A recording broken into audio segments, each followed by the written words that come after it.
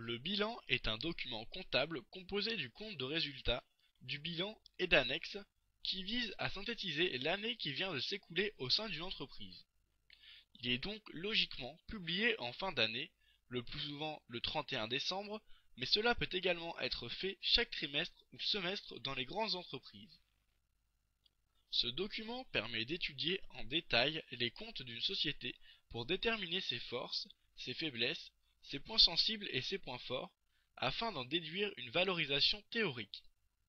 À quoi sert une valorisation théorique? Eh bien tout simplement à savoir si l'action liée à l'entreprise est sur ou sous-achetée. Concrètement, à savoir s'il est préférable d'acheter ou non un titre. Pour le réaliser, l'on dispose de plusieurs outils, tels que les sites internet ou documents officiels des entreprises, de leurs rapports annuels, et encore bien d'autres documents.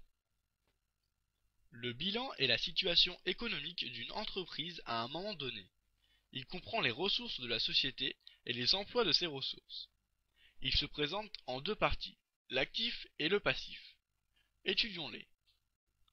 Pour calculer le bilan actif, il faut prendre en compte les immobilisations, telles que les immobilisations corporelles, comme les installations, les machines ou les terrains, et les immobilisations incorporelles, comme les fonds de commerce, les brevets, ainsi que les frais d'établissement.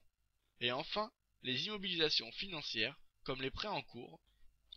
Il faut également tenir compte de l'actif circulant de l'entreprise, avec ses créances, ses stocks, son patrimoine et son capital.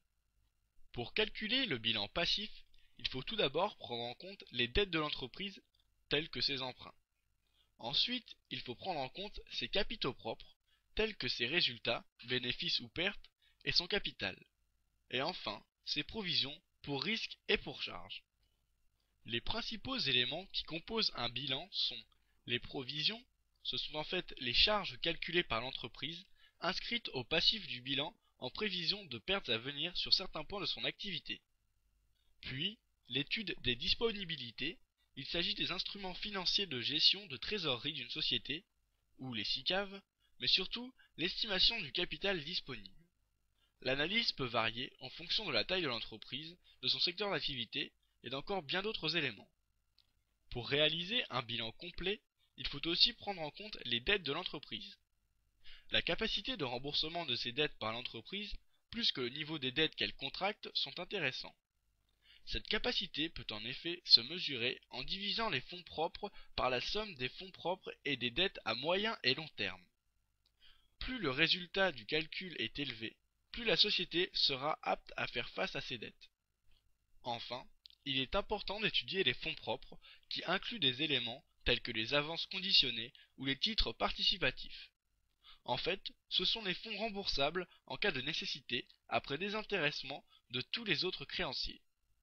Ils représentent la situation nette de l'entreprise. Il convient de relier directement le niveau des fonds propres au secteur d'activité. La première observation sera de comparer le niveau des fonds propres et le niveau des immobilisations. Les fonds propres doivent couvrir les immobilisations. La différence entre les deux s'appelle le fonds de roulement.